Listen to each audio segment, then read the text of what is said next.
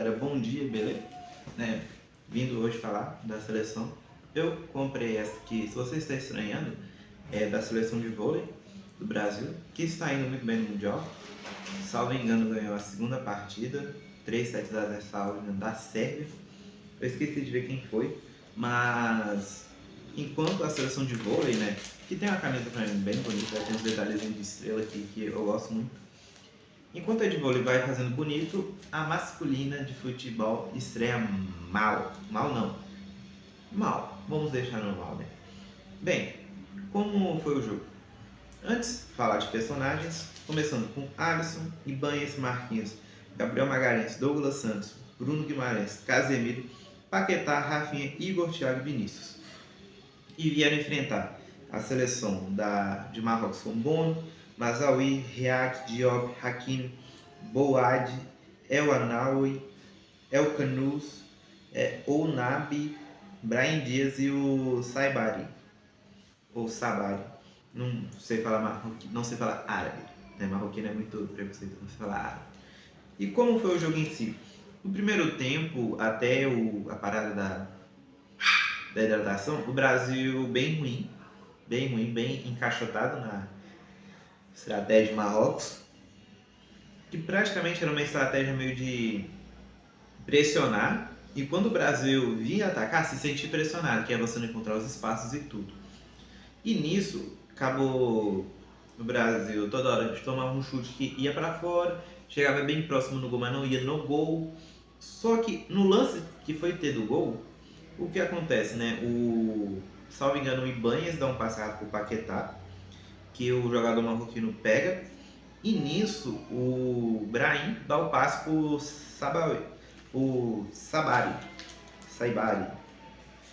E nisso ele manda no contrapé do Magalhães, que estava muito para ficar na sobra do Hakimi. Porque como o lado do Hakimi estava muito vazio, porque o Douglas Santos estava meio que marcando o Hakimi no meio e não na defesa, não estava fazendo marcação de área, fazendo uma marcação bem em cima do Hakimi, o Brahim Dias viu isso e mandou no contrapé do Magalhães. E qual que foi o problema disso? O Magalhães perdeu meio que na coisa, porque o Sabari estava à frente dele, e o Marquinhos, que ficou na sobra, que o Marquinhos que estava para pegar o Sabari, tinha que chegar com um carrinho, com uma trombada ou algo assim, fez uma marcação de área. E o que é a marcação de área? Pega aqui os meus dedos. O jogador, ele está correndo. Esse é o Marquinhos. Ao invés de o que está fazendo já chegar e trombar, ou chegar e dar um carrinho, ele fica, enquanto o Sabari estava correndo, ele estava tentando acompanhar para quando chegasse perto tentar tirar no corpo. Qual é o problema disso? Nenhum. Desde que o seu zagueiro tenha um porte físico para isso. Aí você fala, como assim? O Magalhães é um zagueiro franzino, que eu até gosto muito. Eu acho que ele seria muito, para ter uma noção aqui do futebol brasileiro, igual o Léo Pereira é pro Flamengo, o Jonathan Jesus pra cá, né? Que é aquele zagueiro franzino que propõe mais jogo do que o outro. E o Marquinhos, ele é franzino, ele tenta fazer esse desteio de marcação forte para pegar, né, para pegar na trombada e tudo, e não consegue. Quem conseguiria era o Brenner, só que o Brenner reserva no Marquinhos, porque o Marquinhos tem titularidade garantida por jogar pelo que faz no PSG. Ah, mas não é assim que funciona. Não! Você pode até fazer isso nos primeiros jogos de seleção e tudo, mas se você vê que o cara não rende, tira. O Murilo é um dos principais zagueiros do Forest. Não foi convocado por quê? Porque fez um jogo ruim contra a Argentina, que todo mundo foi ruim. Agora, o Marquinhos, só porque ele joga no poderoso PSG, que agora está tendo relevância, porque antes era uma piada, o que há menos de 4 anos falar que o PSG é um time bom ou grande, você era chamado de maluco. O Marquinhos é titular, o Alisson não se ajudou, ele não sabia se ele continuava no meio de campo, o que é normal o goleiro ficar mais no meio quando o time está no ataque. O Alisson não sabia se ele voltava pro gol, se ele dava um bicudo para atrapalhar, e tomou aquela cavaca. E ainda no lance ele veio muito assim, ó. Ele deu muito esse lado do ombro, que deu o gol, né? E um belo gol de contra-ataque do Marrocos, que é o que o Brasil meio que queria tentar fazer e não conseguia. E depois da próxima da atração, Vinícius, ele marca um belo gol, um baita gol. Antes, salvo engano, antes da hidratação, teve um lance que o Igor Thiago perdeu de cabeça, que a bola cruzada ele vai cabecear, ela passa direto do corpo dele. Mas do Vinícius, esse gol foi um baita gol. E o segundo tempo, cara, é um segundo tempo que praticamente foi cada um tentando chegar e tudo. Você tinha certos lances que chegaram, mas sem muito perigo. Tem mais lances assim, individuais para criticar certos indivíduos que eu já vou comentar. Mas o jogo em si foi um jogo ruim de se ver e tal, acompanhar. Até um pouco tático, bem chato. Só que qual é a questão? Tem até um lance do Romário ali, que eu acho que foi a repórter da Casa da TV falando assim, que foi um resultado ruim, empatar com o Marrocos, com gosto de derrota, e falando, mas igual, o Brasil empatou com uma seleção muito qualificada, que é o Marrocos. E pessoas como você que não entendem de futebol acham que foi um resultado ruim. Então essa patada, né? Mas o resultado em si não é tão ruim. Tinha gente que estava projetando até que o Brasil ia tomar 3-0. Os próprios marroquinos estavam projetando isso. Mas qual foi o ruim do jogo? O ruim foi porque você sentia que o Brasil estava mais próximo da derrota do que da vitória. Você sentia que nos poucos lances que o Brasil tinha para poder vencer, eram lances meio que não chegava daquilo. Você vai com mais raiva do que aconteceu, do que o nossa, teve chance, sabe? Enquanto o Marrocos você tinha uma preocupação maior. Agora, sobre cada indivíduo, do Marrocos eu só quero destacar, eu já vou falar as substituições. O Iaob entrou no lugar do El Canous, o Taib entrou no lugar do Brahim Dias, o Amaz entrou no lugar do Mazoui, o El Morabet entrou no lugar do Anobi. Mas o Boad, espero ter falado o nome dele certo, é um jogador que joga no Lille. Ele é francês, mas naturalizado marroquino por conta da mãe. Agora, se não me engano, os dois pais são marroquinos, ele nasceu na França e escolheu defender a seleção marroquina. 18 anos, gostei da partida dele, um cara bem fazendo algo que outros jogadores daqui não fizeram, que é essa movimentação, sabe? Tá o tempo todo controlando o jogo, movimentando, coisa que falta no Brasil, esse meia bem articulado. E o problema é que ele é um meia articulado defensivo, ele é quase um meia volante, sabe? Meio que o Gerson faz um pouco no Cruzeiro, só que mais recuado. O que é um fator muito mais para se observar. Deve daqui a pouco estar pintando num time da Premier League, tipo um Chelsea, um próprio Paris deve pegar.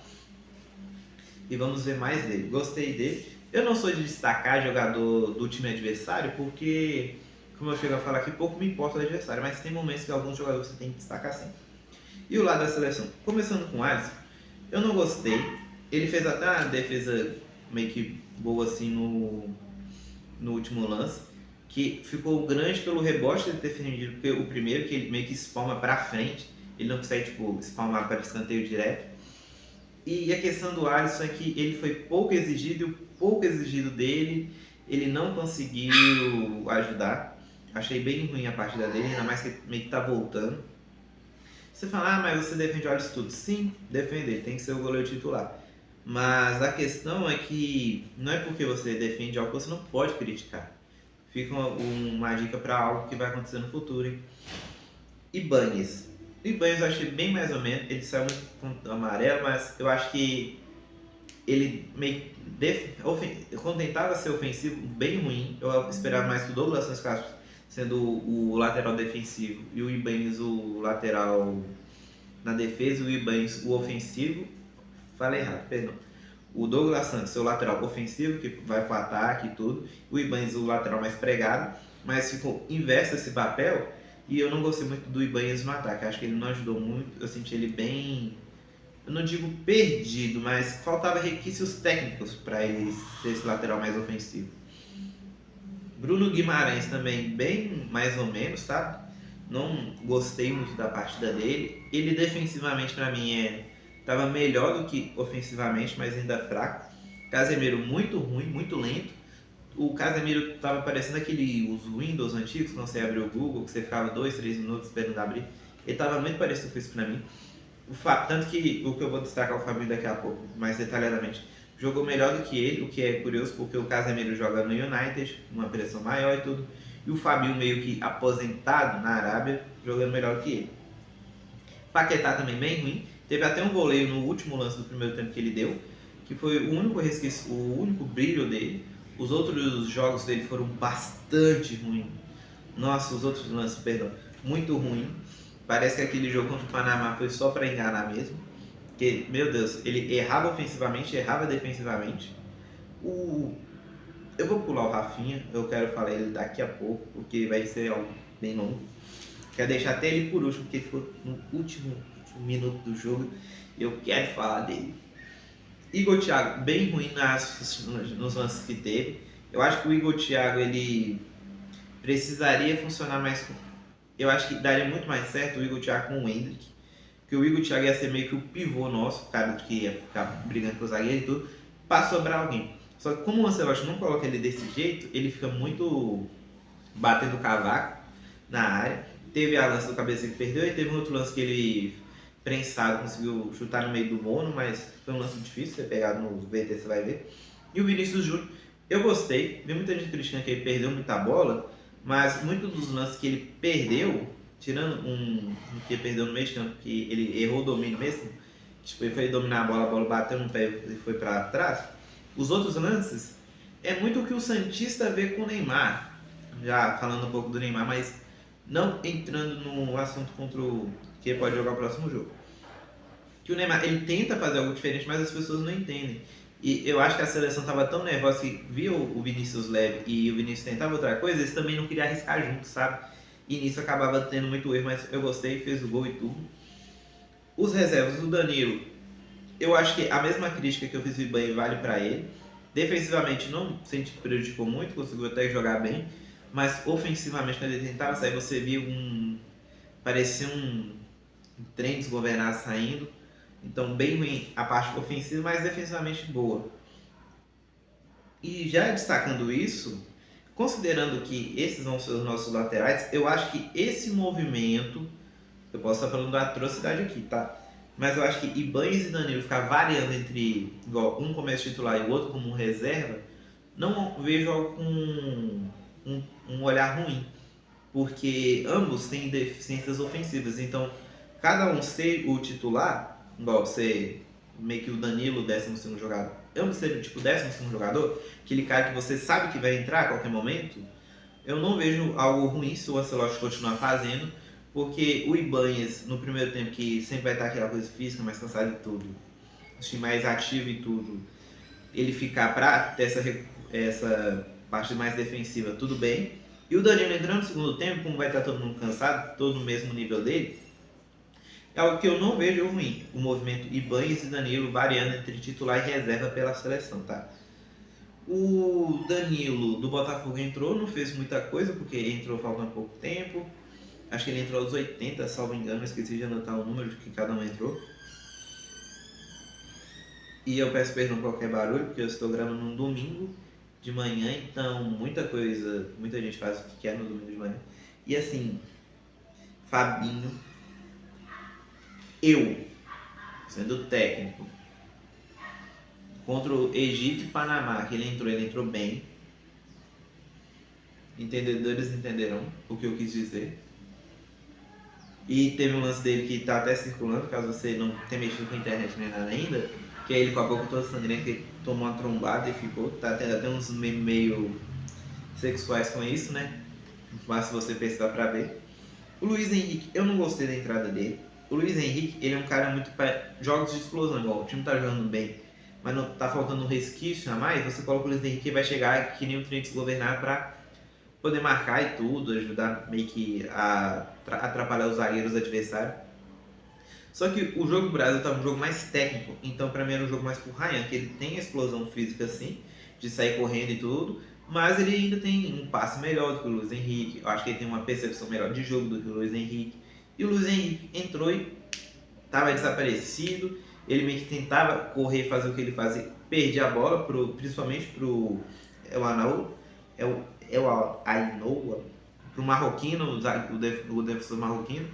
Então assim, bem mais ou menos a parte do Luiz Henrique, acho que ele não chegou a atrapalhar, mas ele não conseguiu demonstrar aquilo que ele faz.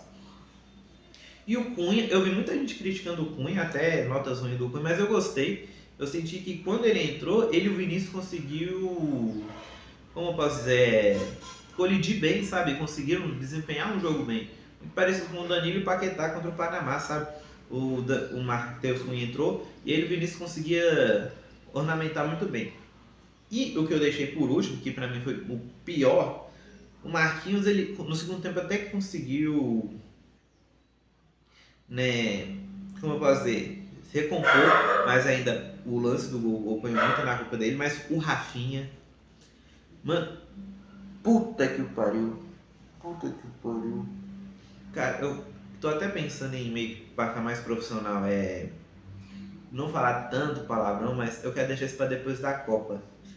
Ser mais assim com os mineiros, que eu acho mais fácil de ornamentar isso.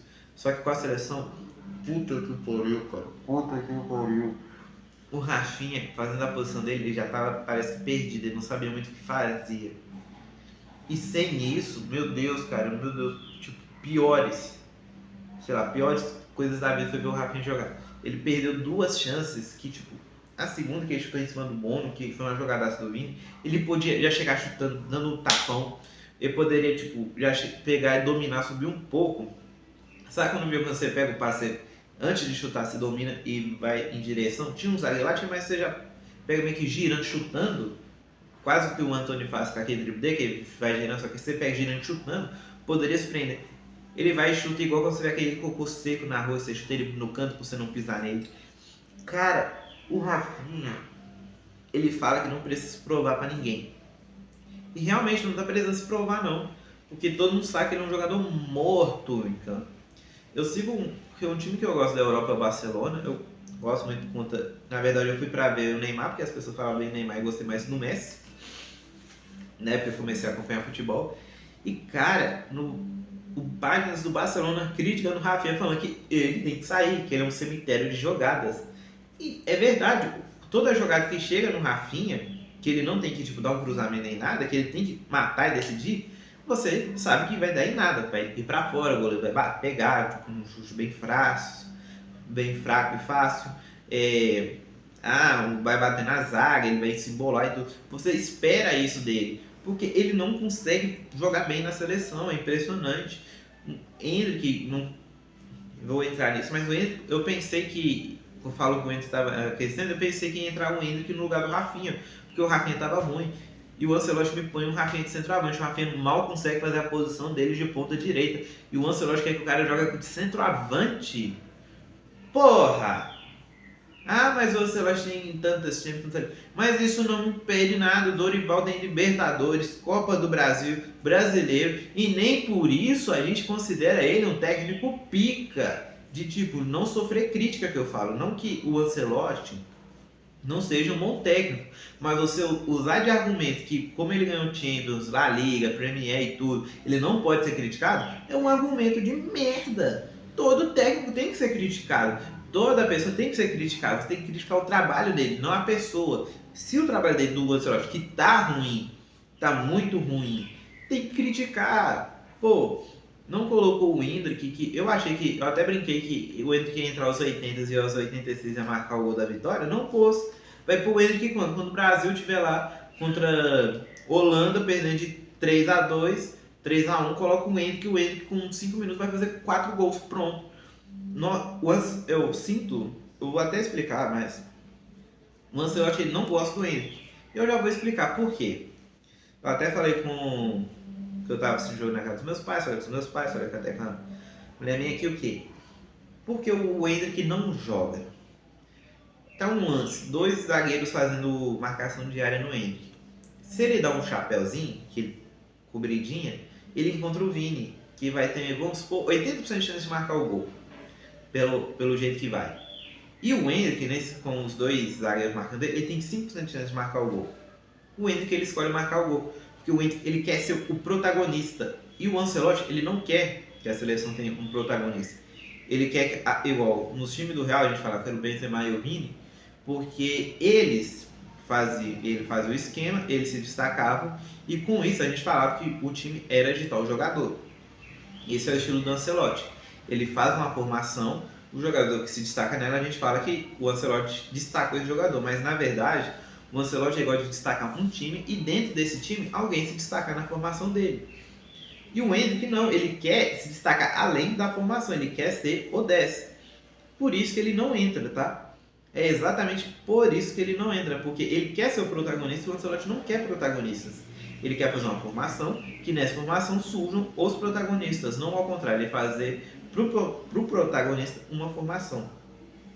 Mas achei bem ruim e me preocupa porque, agora, em números, ficou 51% de posse para o Brasil, 49% para o Marrocos, 12 chutes do Brasil contra 14 do Marrocos, defesas, chutes no gol, 5 do Brasil, 3 do Marrocos, defesas, o Marrocos, o Bono fez 4, melhor dizendo, o Bono fez 2 defesas e o Alisson fez 4.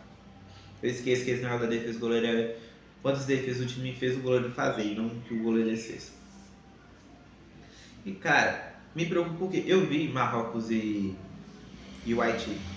Austrália e Turquia, Marrocos e Haiti eu vi o primeiro tempo, parte do segundo, eu dormi um pouco e eu acordei no segundo tempo de Austrália e o Haiti, ou Austrália e Turquia, com a Turquia perdendo de 1-0 e vi o segundo gol. Mas cara, o Brasil, não que vai perder, mas a gente fala que o jogo, todo mundo tinha expectativa que o jogo que vai determinar a classificação em primeiro lugar é contra o Haiti. Porque contra o Haiti vai ter o saldo de gols. E do jeito que a seleção joga, do jeito que o Haiti jogou contra a Escócia, poderia ter vencido, que a Escócia jogou bem ruim, eu não sei se o Brasil fica em primeiro. Tem esse risco. Porque eu tinha expectativa que contra o Haiti o Marrocos fizesse uns 3-4-0 e o Brasil 5-6. Só que eu tô achando que o Brasil não vai fazer nem 3. Eu sinto que vai ser 2-0 protocolar. 2-1.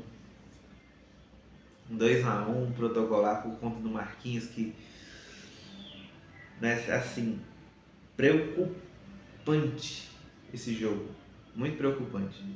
Mas no mais é isso. Vai ter jogo 4 horas. Eu vou perder Holanda e Japão para ver Goiás e Atlético. E te convido a ver minha análise. Assim que o jogo acabar eu já vou fazer, tá? Nem vou ver o jogo porque tem esse negócio do pós-jogo que eu vou fazer. Porque não estamos tendo aqui a Série B ainda e eu não paro, tá? Você que tá caindo de paraquedas na página aqui, eu faço conteúdo de Cruzeiro, Atlético, América e Atlético. Perdão. Então, assim, a gente vai ter um pós-jogo. E dos 2 jogos das seleções, eu estou acompanhando. Eu só não vi Bósnia e Canadá, Catar e Suíça. Só esses 2 jogos que eu não vi, porque eu estava no horário de trabalho. Todos os outros eu estou tentando acompanhar, mesmo que eu veja igual Coreia do Sul e Tchequia.